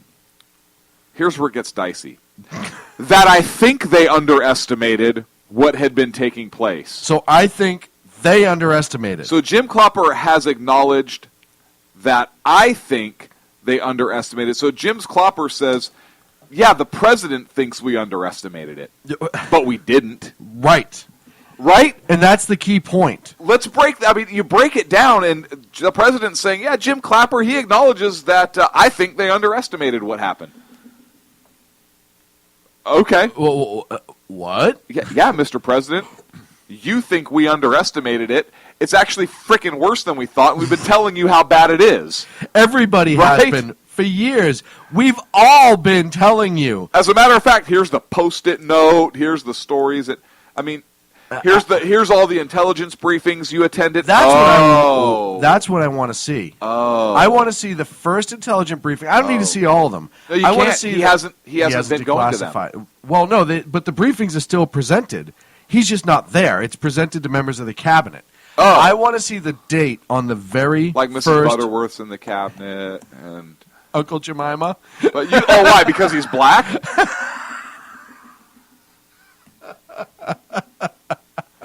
You got to have the black syrup I lady. just think of Tracy Morgan on Saturday Night Live. Uncle Jemima's sour mash. Jesus. It'll get you drunk. Shut up, woman! I'm talking. You get inside and make some pancakes. That was such a great skit. Ken did a great job. Ken was really good in his young days acting on SNL. But I want to see the date on the first time that ISIS was even brought up. And I know we can release certain press briefings because it's happened before. The president's released a bunch of them, I believe, that were under the Bush administration, so he should have no problem releasing his own. And just get the date on it and what it said on that date. Even if it's as much as, hey, you know what, there is this group called ISIS, and we're gathering information, but they have a potential to be a threat to our homeland. Well, Baby Mama Land. Look, Fox News had a military intel officer that has been speaking with them, and they said, listen, the president is very familiar with this. The threat from ISIS is well documented, has been well documented in the president's daily brief for over a year, and they did nothing. Well, the intelligence community is not taking this laying down. They're not. Information is slipping out to the media and so forth, and I wonder where that's coming from. That's weird. They're in the weird spy why business. that would be. So I don't know that this is really going to stick. But the fact that the president's even trying it is troubling. Look, I have a hard time with a guy that doesn't take responsibility for anything. That's been 6 years. Nothing is his fault. He sees about it on the news. Somebody told him in the car. He's the most... He's like a freaking 3-year-old. Right, did you do this? No. But your hand is in the cookie jar. No. But you have crumbs on your face. No. No. Right. I have a picture of you eating the Chips Ahoy. No. No. I have never... Poo-poo.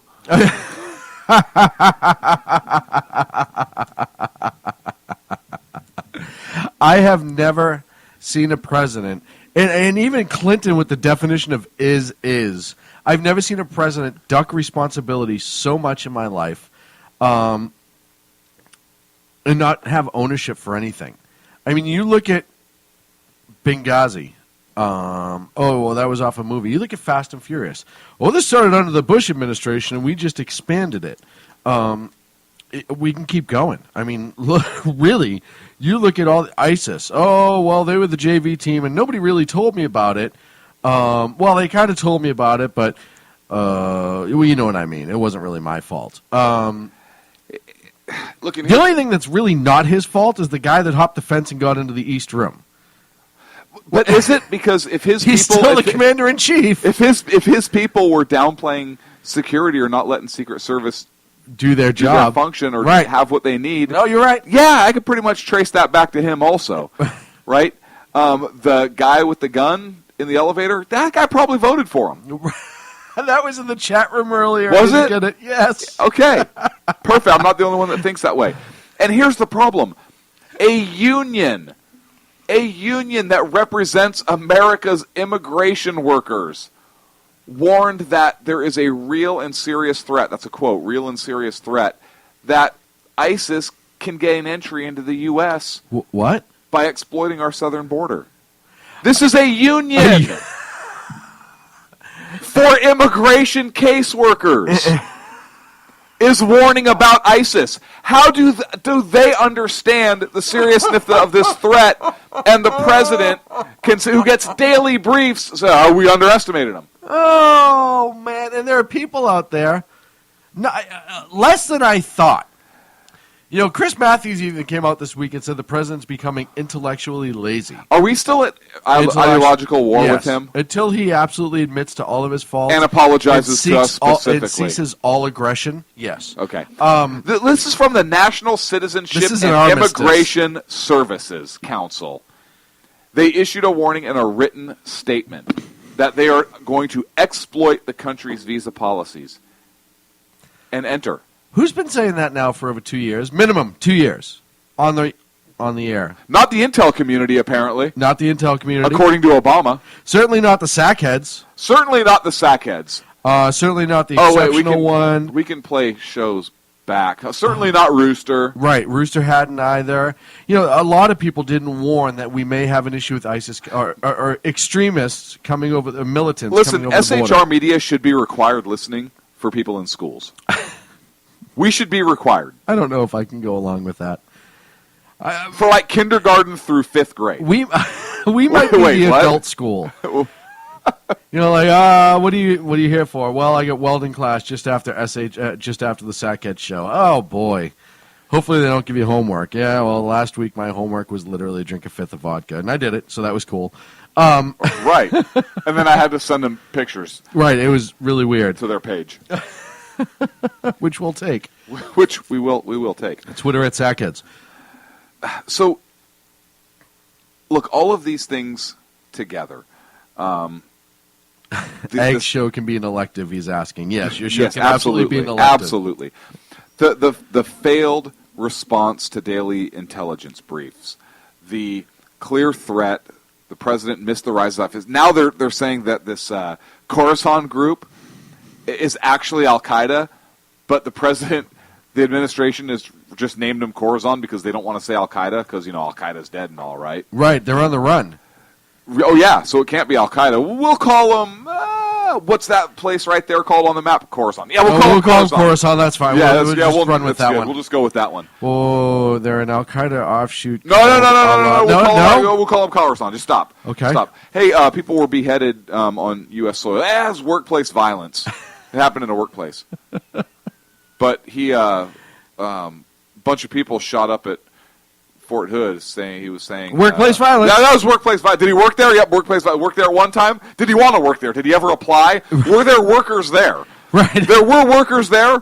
Was it closed? But there were workers there at one point when it was open. Were the lights on? Right. Yeah, so the lights were working. Okay. So, yes. No, nobody. Okay, were there police officers that were on duty that investigated it? Yes, so they were working. Right, somebody. Somebody was working. Somebody was working. All of these things stacked up. And look, I firmly believe that this administration and the policies of this president have put us at greater risk domestically for terror attacks. And this can be combined with the failure of some folks, a lot of folks, especially particularly in California, to want their law enforcement agencies to have armored vehicles. There's a big pushback for that. What do they need armored vehicles for? Well, because armor is defensive. And if they're responding to terror attacks, if a Mumbai-style terrorist attack happens here in the United States, which they've said they want to accomplish here, and you look at the apprehension phase of the Boston Marathon bombers and those things, if you want to minimize casualties to the population and you want law enforcement to be able to mitigate these threats, the military is not going to be there to respond. And you don't want them to. And you don't want them to. Civilian law enforcement that is under the local control needs the defensive tools necessary, in this case armored vehicles and whatnot, to be able to respond to those types of threats. It's not a militarization of the police department. It's giving them the tools they need to meet their current function. And would you rather that equipment be under local control, or would you rather it be in the hands of the federal government, which is where it goes back to? Right. Do they need a V-shaped hull to deflect the blast? Yeah. At some of these, there are explosives present. I go back to Boston again. Yeah. Right? Big deal. All of these things together, and a lot of this is coming from the left, and we don't want to arm our population. Thanks, Sacco. We don't want to arm our population. We don't want to give our police the tools they need. because there's people complaining about the type of weapons they have. So we want to limit the ability of our civilian force to fight back. We don't want to arm the folks. We don't want to educate the people. We want to keep them in the dark about true terror attacks here in the United States, because workplace violence people won't pay attention to. Terrorist attack, they will. I want people to wake up. I want people to understand what's happening, because once people know what's happening, they can prepare themselves for it. Might it be a more difficult thing to wrap their head around at first? Yes. But I genuinely think most people would want to have the information and wrap their head around it so they can start planning and preparing. I would. If you want to have the information and you want to deny it, then deny it. But at least it's put out there, and it's not intentionally done for political purposes to put you in the dark at the risk of your safety, which, make no mistake about it, it is absolutely risking your safety. We're up against the break, Sacco. I apologize for taking us 2 minutes over. After this.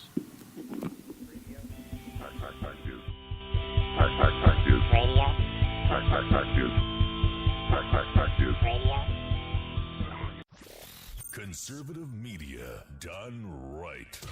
You're listening to the SHR Media Network. How you doing? John Grant here. When I'm not slaving over a hot microphone on the 405radio.com Saturdays at 10 a.m. Eastern, I check out Sean and Clint here at Sackheads Radio. We all appreciate the best political bloggers, writers, and commentators. We either get them on our shows or we make fun of them, as it should be. So check us out live Saturdays at 10 a.m. Eastern, or forever on the podcasts on the 405radio.com. This is Tammy Jackson, inviting you to join me on the Tammy Jackson Show every Tuesday night at 7 p.m. Pacific on the 405radio.com. Put down that remote and tune into the show that covers politics, guns and the Second Amendment, religious liberties, sanctity of life, the military, and more. I host newsworthy guests and work hard to be a conservative radio show that's not like all the others. So save Tuesday nights at 7 p.m. Pacific for me, Tammy Jackson, on the 405media.com.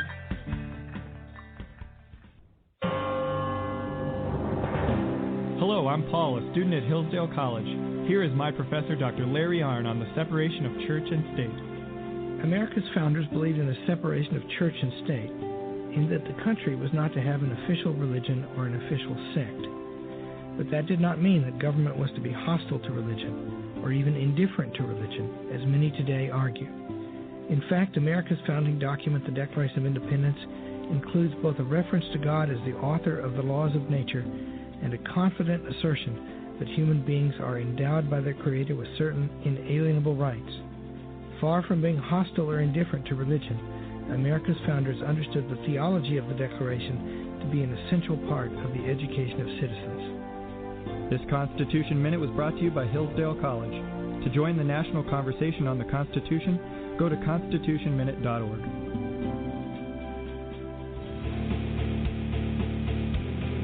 Hi, this is Rooster from Outcry Radio. Catch me here on Blog Talk Radio every Saturday night at 11 p.m. Eastern Standard Time, or follow my blog. Now, back to the Sackheads. Conservative media done right. You're listening to the SHR Media Network. Here's radio.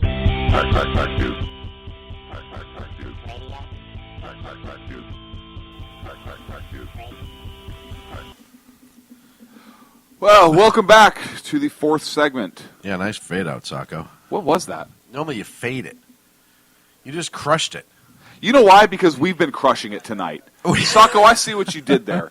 You crushed it because we've been crushing it. And your sir, lead-in is a metaphor for our show. That's awesome. Don't ever do it again. Oh, the Crusher. Oh, man. So, remember when we were told there was really nothing to worry about with the Ebola thing? Yeah, it's not. Listen, I'd be worried if there were cases here in the U.S. or something like that. I'd be worried. We were told not to overreact, and yeah, it's there was not nothing. a big deal. It's not. It's not a big deal. Our porous immigration policies wouldn't affect us. No, it wasn't. It wasn't immigration. The patient came from Liberia. Right.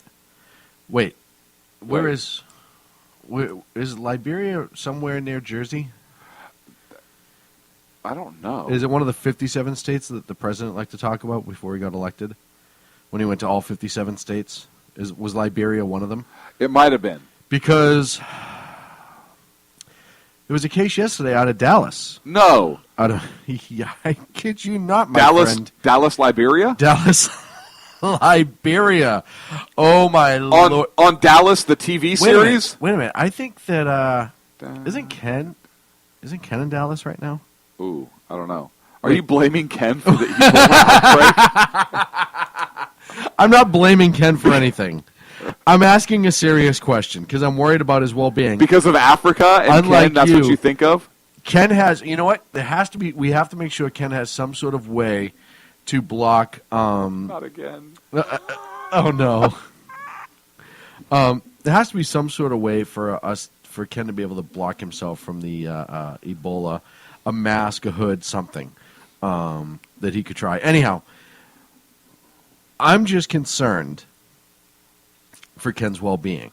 All joking aside, I'm more concerned. We already have the antivirus right now that's running through this country.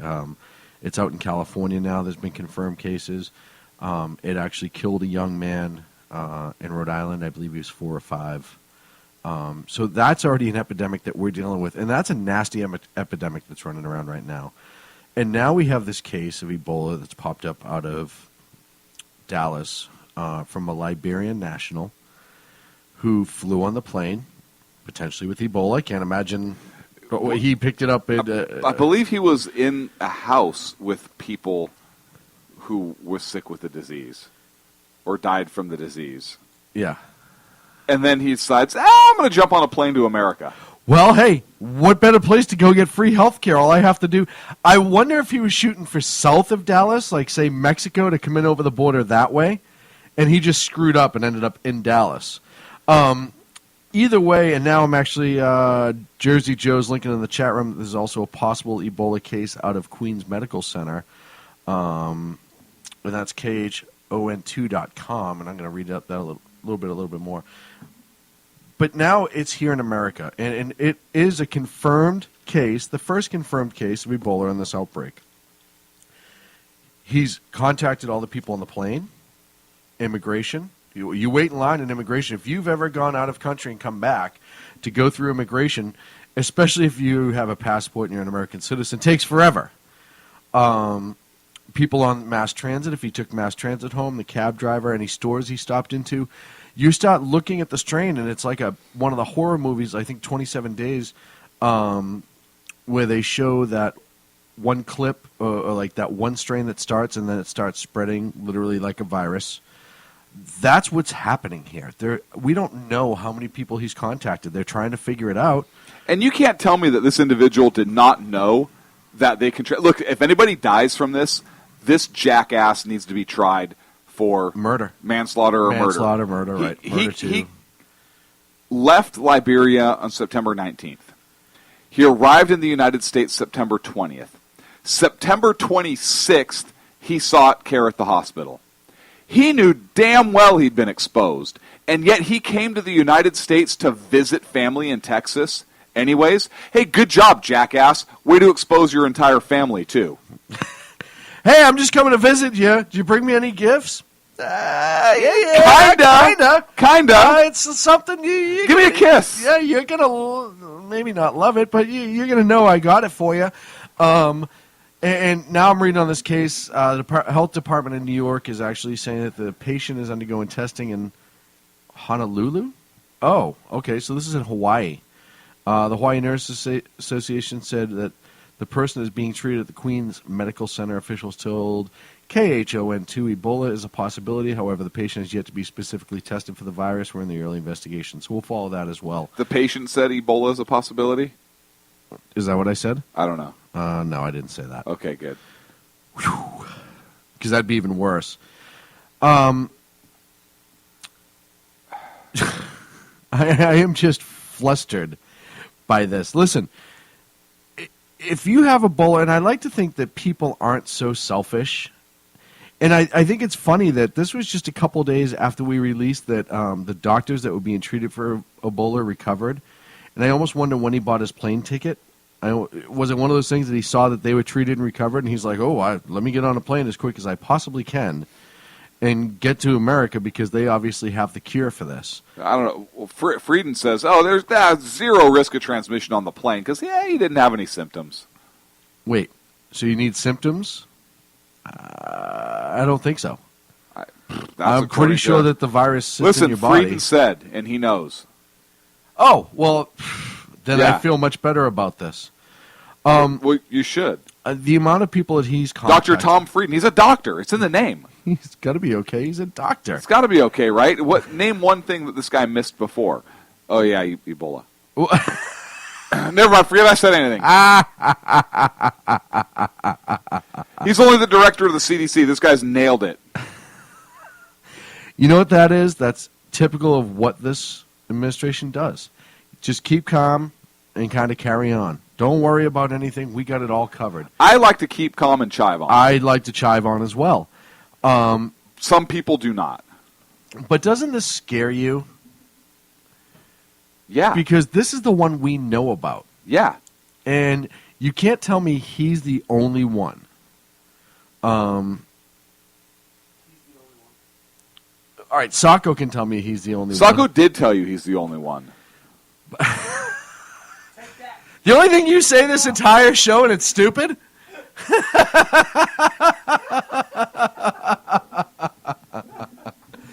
And you know, if this starts, and all joking aside, if this really starts to spread here, and if we really start to get this horrible virus that's running all over the country, and it spreads like wildfire. I mean, look at right now what's going on in Africa. Spreads like Ebola. It spreads like Ebola. Our healthcare system is already kind of destroyed. Based on Obamacare and just the influx of immigrants who've come over the border. And especially in that area, Iggy's saying that out of the 5 strains of Ebola, the Dallas guy has the Zaire strain, which is the worst strain. And that in itself is scary. But our southern border... Politic Reaver indicated that he's going to be doing a show on Ebola and going deeper into it medically. That would be very good. Yeah, that would be a good one. Hopefully we can catch that this week. And Sacco says that you may only be able to catch it from bodily fluids, which puts him at great risk. We're not going to get into why that is, but it puts him at great risk. If Princess has Ebola, Sacco's in trouble. But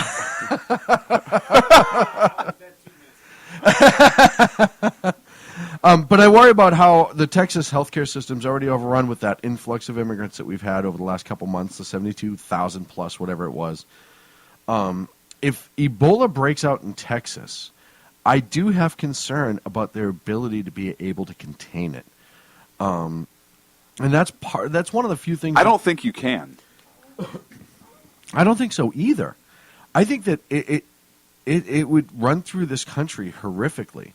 And when you get states like California that has all these undocumented criminal aliens...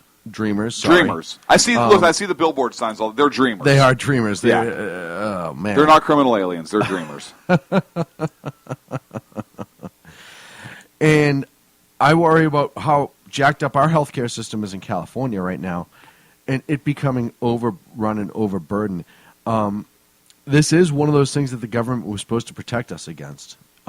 If they had tighter immigration and maybe pre-screening before you come to America, something.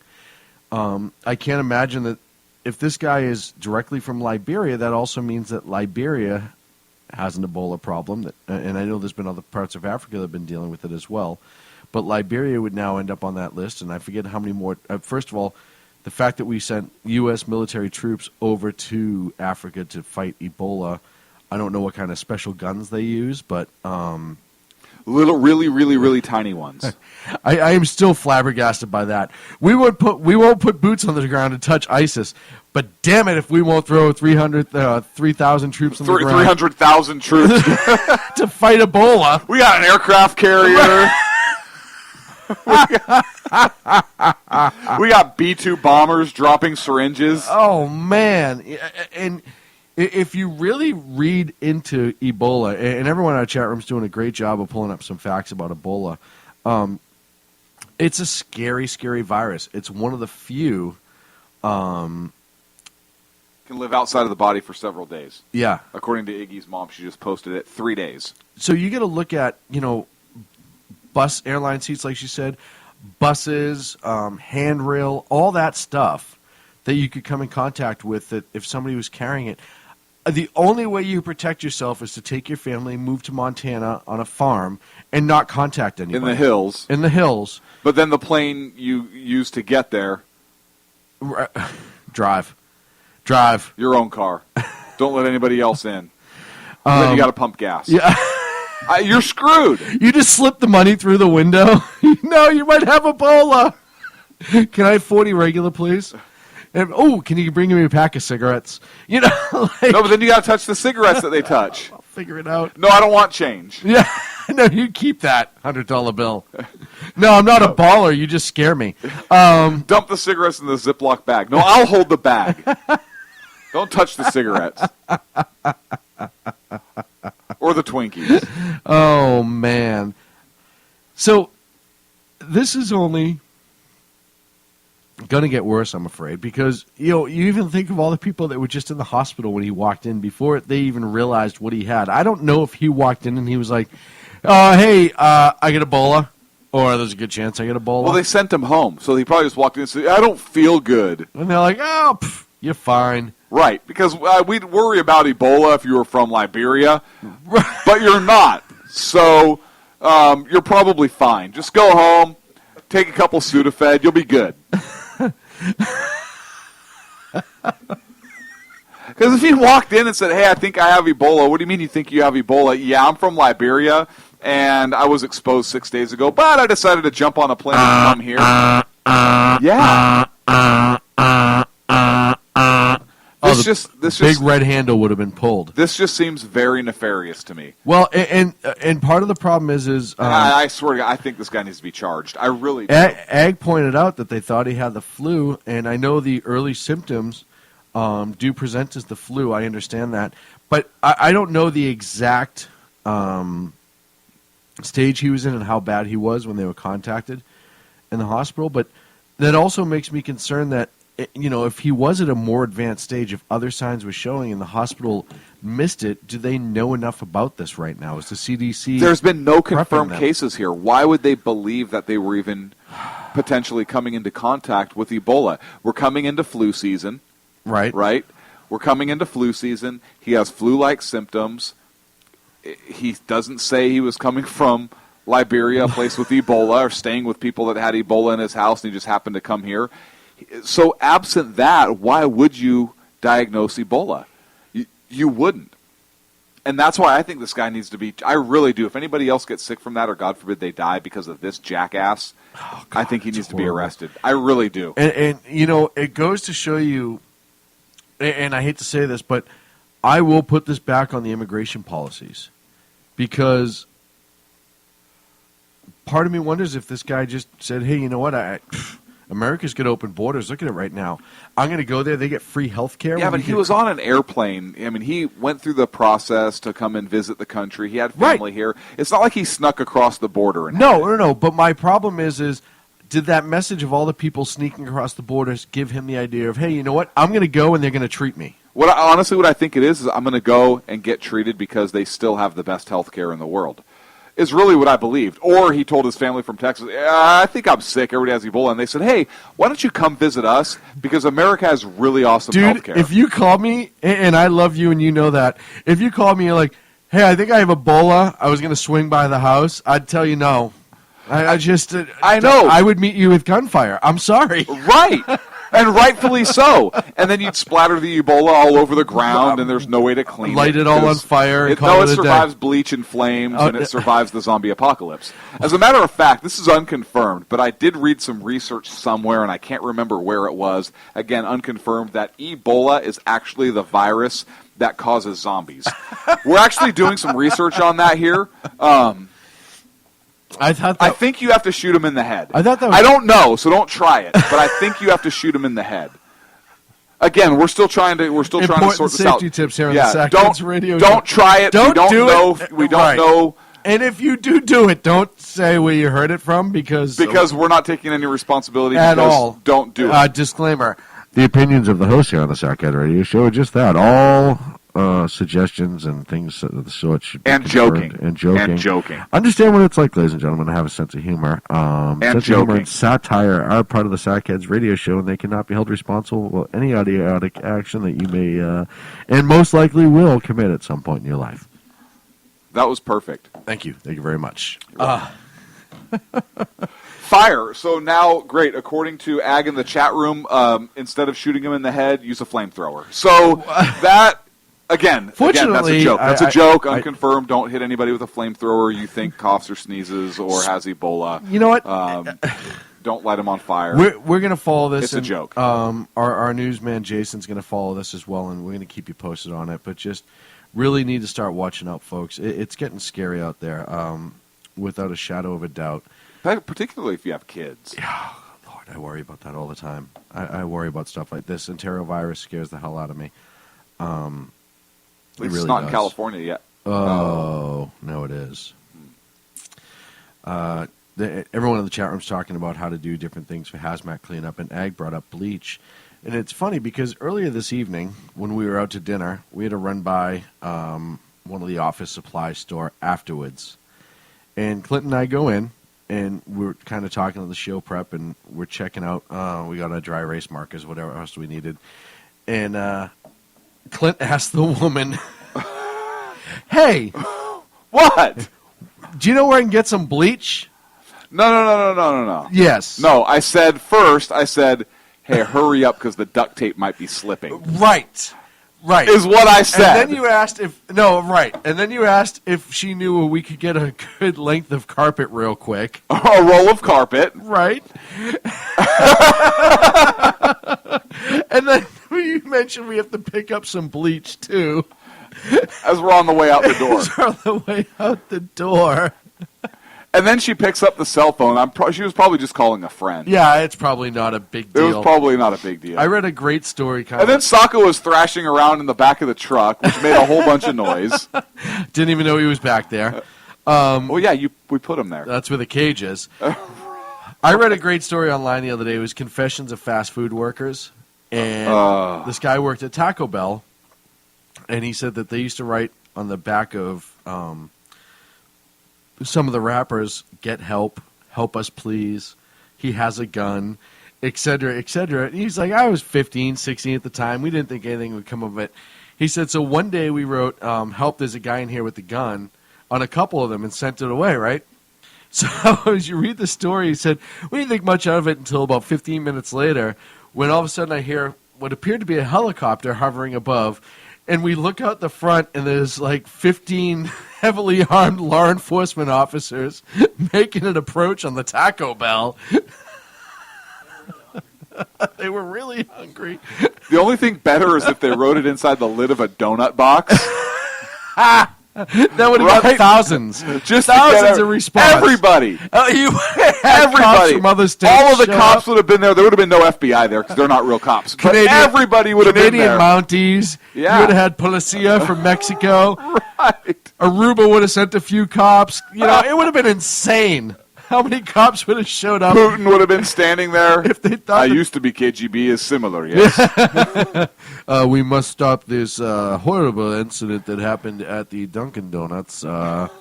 Russia has pledged all of the resources that we possibly can to assist in the robbery of the Dunkin' Donuts.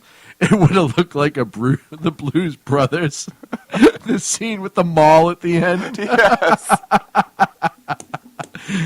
All you would have just heard in the background was, "Protect the Alamo!"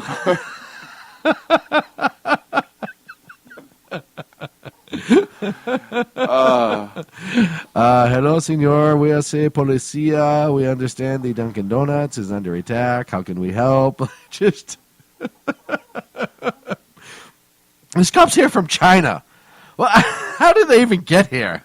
Do they even know what a donut is?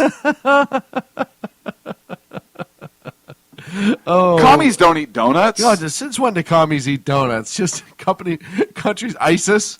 this is our local militia members, and they want to help out too. Like, this has to stop. Here's a treaty. We're just a temporary treaty for this.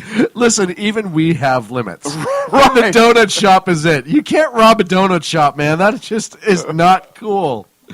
Allah would be pissed. He loved donuts. It says so in the Quran. Somewhere, we think. Somewhere.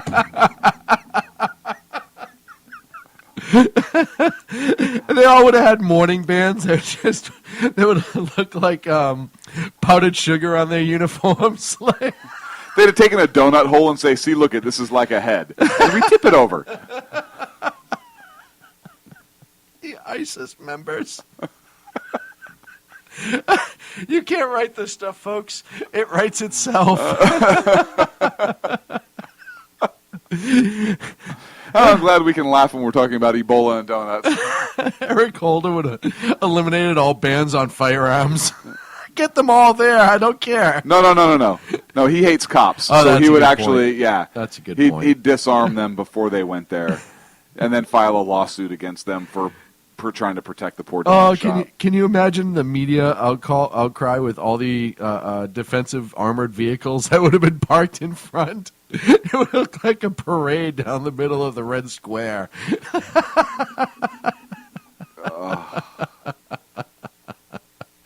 Oh, so much fun, and it's so hard to have fun in times like this. It really is. You know, it's one of those things. No, it's not. We have fun every week. We do have fun every week. But I'll tell you something. It's hard sometimes when you have these topics to find the comedy in it. And fortunately, I have the luxury of sitting across from you, sir, in the room with Sacco, who really makes this a hell of a lot easier. Because let me tell you something. Covering this stuff dry, man. Oh, man. If you go dry, you're going to have problems. The worst time. Worst time You'd ever. have to take my shoelaces away from me at the end of every week. So I'm like, well, it's all coming to an end, apparently. Yeah, but fortunately, you like donuts also, so the shoelaces probably would snap. So that's a good thing, on a positive note. Well, that's because I look gassy, apparently. Right. Look, and if you notice, we did name a new segment, and you didn't comment on it. I'm a little disappointed. Jason's segment is in red on the board. News. And it's news with a Z. News with a Z. I don't know why with the Z. Why not with a Z? Okay. I thought you actually just misspelled the word newt. Here's and why. I thought we were doing a section on lizards. Here's why. Or Gingrich. But or no. Gingrich. Here's why. That segment is in red. Right? Because that is kind of an info talking point. That's nothing for either one of us specifically. It's in red, which is a commie color. Jason, I'm not saying you're a commie. Simmer down.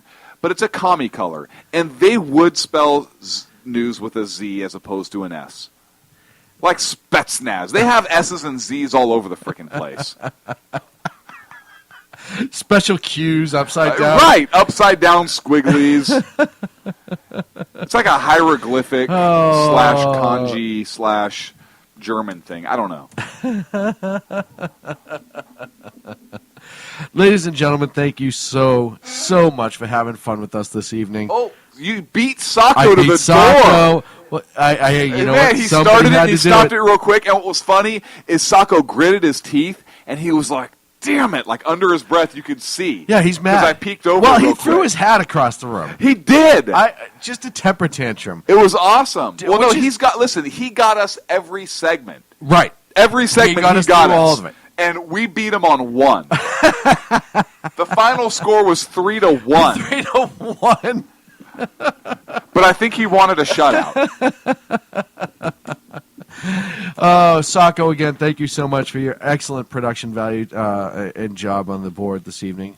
Truly, truly appreciate all your hard work. Everyone in the chat room, as always, we thank you. We love you so much. You guys are really just send it along nicely for us, and you really make a good push. To all of our friends on SHR Media, Speaking of making a good push, will you hurry up and close this I'm thing trying out? to close it out. Hey, we had 2 minutes. We went 2 minutes early. SHR Media is starting tomorrow at 5 p.m. Check out the Evan Miller Report. Also on our Spreaker, you can get Political Reaver's latest show, Jersey Joe, as he talks about the racist history of Democrats. 6 p.m. tomorrow night, you have the Exceptional Conservative Show here on the SHR Media Network. Also, check out Jack FM Berkshire, who is actually running a commercial because we're doing that best of that we agreed to play with them on Friday nights. Nice. And we're trying to figure out the simulcast now. We're going to do that nightly. They are playing a commercial, and they cut a commercial for Jason on the Evan Miller Report that is just awesome. If you have a chance, you have to check it out. I actually laughed hysterically. Everyone who hung out in the chat room, Iggy, Egg, Jersey Joe, Jason, Ken, you name it, you guys were all there. Clint, you made it. Prep yourself, folks, on election night. Be prepared to stick with us. Be prepared. That's all I'm saying right now. Yeah, we're working on the final details, but we're hoping that you plan on being here on SHR Media and Pundit Press. We're doing a cross little work together with the two agencies and organizations that come together as one. Don't forget to check out on Pundit Press Radio all the great talent, including the unpleasant blind guy Agador himself. And tomorrow at 1 p.m. on BTR for Islam Exposed with Kel, Tim, and Agador. Thank you so much. We'll see you next Wednesday night.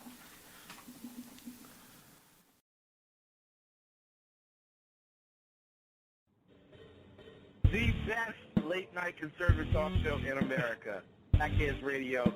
And listen, there are no people better on the air to give you the best in conservative talk than Sackhead Sean and Sackhead Clint. And we're working on immigration papers for a certain other guy who happens to work here, too.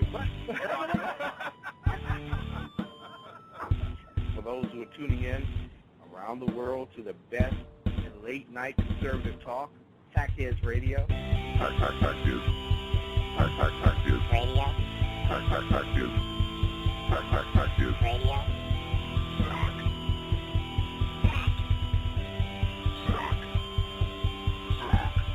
The best late-night conservative talk show in America.